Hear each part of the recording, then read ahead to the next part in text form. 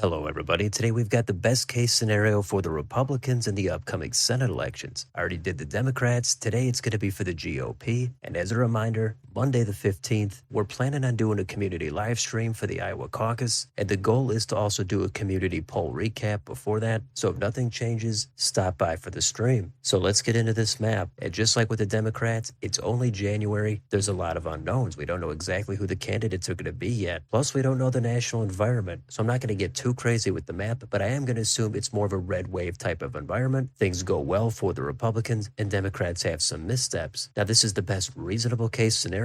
It's always possible you could come up with something totally wild where somebody has a scandal. So this is going to be within reason. We could take a look at it as time goes on. But for now, let's start with the obvious safe states. And let's start with the Republicans. We've got Utah, Wyoming, North Dakota, Nebraska, the Nebraska Special, Missouri, Indiana, Tennessee, Mississippi, and West Virginia. That is a flip and a pickup. So these were already solid or nearly solid red states. In this, they're just going to get a lot redder. And let's also take a look at Texas. Here we've got Ted Cruz. We know he managed to scrape by in the blue wave of 2018. The state has trended away from the Republicans. I think if everything lined up for the Republicans, of course Cruz is going to get a boost. I think it would get just about 10 points. So for this, Texas is going to go safe. Now let's do the safe states for the Dems. And again, within reason, there's not going to be many changes. We've got Hawaii, Washington. In California, they do have a top two primary there. There is an extremely unlikely scenario where two Republicans make it to the general election. Looks like now that would be Steve Garvey and somebody else. I don't think that's going to happen, but Garvey could make it to the general. But even if he has a great night, I think it would be unlikely to get to single digits. Also, we've got New Mexico. It's possible Martin Heinrich could win that by under 10, but Republicans have a weak bench. For now, that's going to stay safe. Also in Minnesota, that's going to stay safe for Klobuchar. In this, I think Republicans could get this under 15. Under 10, it's a little bit too much of a stretch. In the Northeast, we've got Maine. That has Angus King. He caucuses with the Democrats. Doesn't look like Republicans are making a play here, so that's also going to stay safe. In Vermont, if Bernie Sanders retired and Governor Phil Scott ran, that's the Republicans' best case scenario. Doesn't look like that's going to happen, but outside of that, this is going to stay super safe blue. Also, New York, Massachusetts, Connecticut, Rhode Island, Delaware, and Maryland. I've looked at all the states. They're either just too blue or Republicans don't have anything going on. The most likely scenario is they're all won by more than 10, even on a great night for the Republicans. Now let's take a look at the likely states. These are between a 5 and a 10-point margin. And while we're on the East Coast, let's get New Jersey out of the way. Most of us already know about the scandals with Bob Menendez. I'm not even sure he's going to actually run. I don't think he would be the nominee. It's possible there's some lingering baggage from Menendez, and that's how this one would get under 10. So that's why this one gets taken down to likely for the Democrats. Now the likely states for the Republicans. Let's start down in the Sunshine State, Florida. Here we've got Rick Scott. He's running for re-election. He's won some narrow races before. The state has trended toward the right. He's obviously going to win the state. I'm a little hesitant to put this at safe. I don't think he's up to the level of Marco Rubio. Plus, we have to see what happens on the Democrat side. But maybe I've got this wrong, and over the next 4 or 5 months, things change. Rick Scott emerges as a complete rock star in Florida. But for right now, I'm going to say his best case scenario is about 9 to 9.5 points. So that means this is going to be likely for Scott. Now let's head west and take a look at Arizona. Now in this state, there's a wider range of potential outcomes because it could be a three-way race between Gallego, Sinema, and most likely Kari Lake. In that scenario, it's difficult to predict. Either way, in a best case scenario for the Republicans, they're going to flip this seat and pick it up. The margin is the difficult thing. I think it's borderline lead likely, but as I said, there's a lot of variables. So in a great night, in a three-way race, I'm going to say the Republicans are going to be able to pick this up by a likely 5-point margin. Now let's look at the rest of the competitive states. Let's start on the West Coast. We've got Nevada. Here the Democrats are all set. They've got an incumbent in Jackie Rosen. Republicans have a primary to get through. Right now it could be Sam Brown. Either way, in a great scenario, they're going to flip the state. And in some sort of a monster landslide, it could hit likely, but for this, we're going to put it at leans for the Republicans. Now let's go to Big Sky Country, Montana. Here we've got Jon Tester. He's running for term number 4. He's had favorable environments in the past, and he's never won by 5 points. On a presidential level, the state is pretty red. I think Tester's a good fit for the state, but in this scenario, Republicans are going to flip it. We're not sure who the nominee is going to be yet. Either way, they're going to get it, and it's possible if everything lined up, it could be by a likely monthly margin, but this far out, I'm going to put it at leans. Now let's head east to the Badger State of Wisconsin. Here's another one with a Democrat incumbent. Republicans have their work cut out for them in a primary. They did not get the top-tier candidate they wanted, so that puts them at a disadvantage. But it's Wisconsin, it's a competitive state, in a red environment. They're going to flip it and pick it up, and leans seems to be the most appropriate margin. Now, how about their neighbor, Michigan? This one is an open seat, so it's going to be competitive. It looks like Democrats are going to have an easier path to nomination. Republicans have a crowded field. So in this great scenario for the GOP, with a lack of specifics, Michigan is going to flip. It's going to go to the Republicans by a lean margin. Now let's go just a little bit south to Ohio. This has the durable Sherrod Brown in a state that has trended toward the right. Democrats are all set here. Republicans do have a primary. They're definitely going to flip this seat in a moderately good environment. In a great environment, it could get up to likely, but due to the unknowns, I'm going to keep it at leans for the Republicans. Let's dip into Virginia real quick. Here's another one where the Democrats are all set in Tim Kaine. Republicans have a crowded primary. There's no guarantee it's going to be hung cow. We got to see what happens here, but as of now, I don't think the Republicans are able to flip this in a great environment. I think it would get a lot closer. It would get very competitive, but I still think Kaine and the Democrats would hang on by a narrow 1.5 to 2.5 point margin. The last state is Pennsylvania, and this has the Democrat Bob Casey, and I think he would be very difficult for the Republicans to take down. They might put up David McCormick, but personally, I have a difficult time picturing Casey going down. It's true it could be unusual turnout, but the Casey name has been a powerhouse in the Keystone State. I don't think he's unpopular enough to be in any danger. Maybe things change, maybe I've got it all wrong, but I would be stunned if Casey went down. I'm open to changes down the road, but in this best case scenario, I still think Casey hangs on by a tilt margin. So that's it. That would result in 56 seats for the Republicans, 44 for the Democrats. And in the end, Republicans have an excellent night here. They have a lot of flips in Nevada, Montana, Wisconsin, Michigan, Ohio, and of course in West Virginia. You could always quibble with the margins, and I'll make changes as time goes on. But if this was the result, this would be an epic night for the GOP. The only possible targets after this are Pennsylvania and Virginia. I'm saying those are not on the table unless it's a deep red monsoon. So that's what I've got for right now, but it's all about the different takes. So let me know in the comments. Do you mostly agree with this map? If not, which states would you change? Let me know down below. On your way out, don't forget to like, share, and subscribe. Hit the bell for notifications. Thank you for watching, and I'll see you next time.